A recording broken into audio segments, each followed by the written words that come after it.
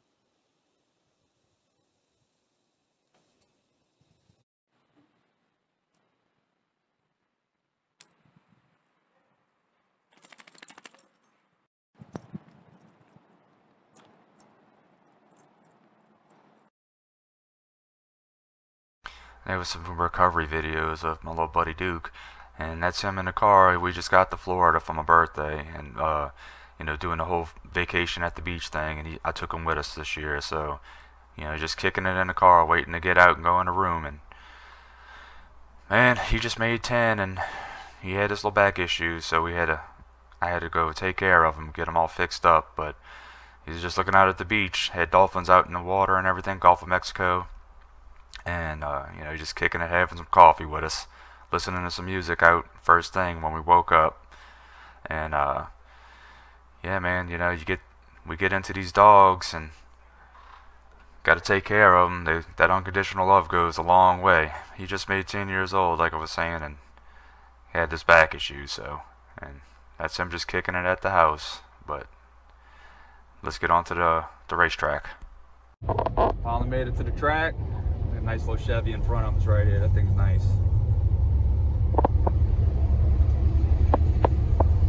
See, if I did a truck like that in front of us, it'd have a big block in it.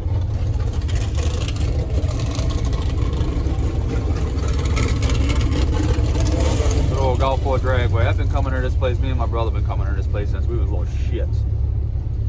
But it looks a little empty right now, which is good. So no waits. For now. Once we get to the spot, I'll crank up the truck and let you hear that exhaust while it's on a trailer. Alright, we got it all unstrapped and everything. Rose Cine is going to back it down. Go ahead, crank it up, Joe.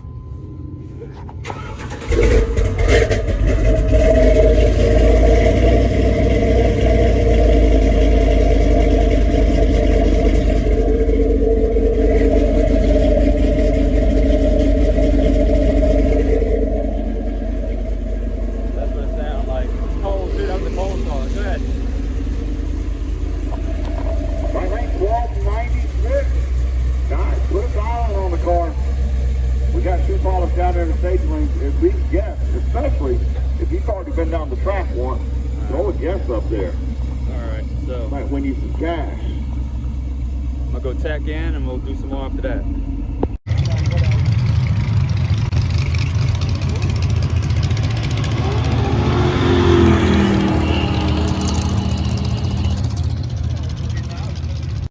It may be a little loud because of this damn intercom. And Randy's smoking a little bit down there on the big end. We're going to go send the first pass. That's what it ran. A little side-by-side down to go kind of spun off the check line. On it. So that's what we'll be right back. First Give pass. you this opportunity to stand up, stretch your legs, go get you some hot food, some cold drinks down at the Full Throttle Grill or your favorite. Oh, gosh, trying to do it now.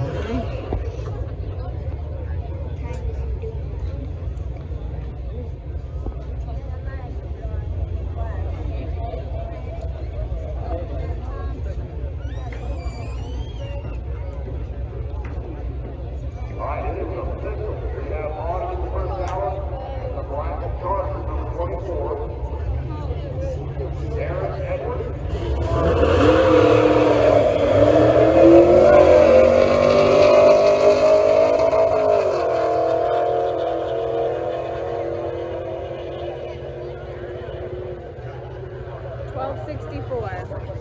108.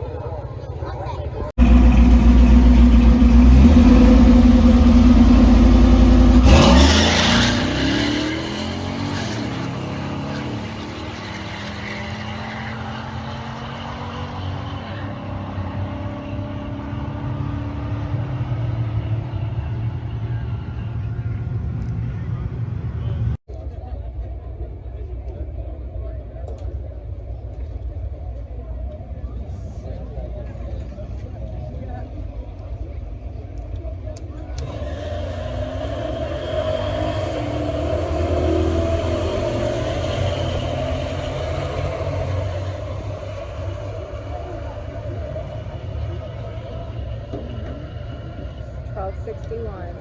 109.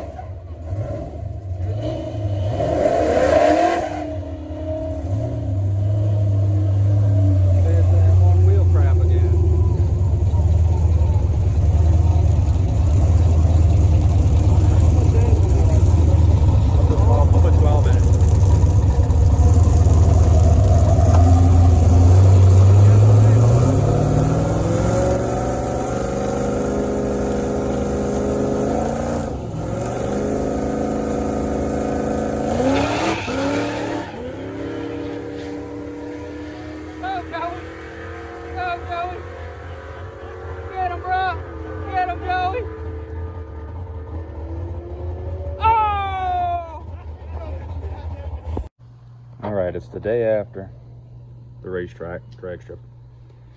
My thoughts on how it ran. I think it ran good. Best time of 12:24. It was spinning a good bit off the line with the slicks. I need to rebuild my rear end. It was wanting to play and act up. So this little wheel over here, I got the slicks back in the bed.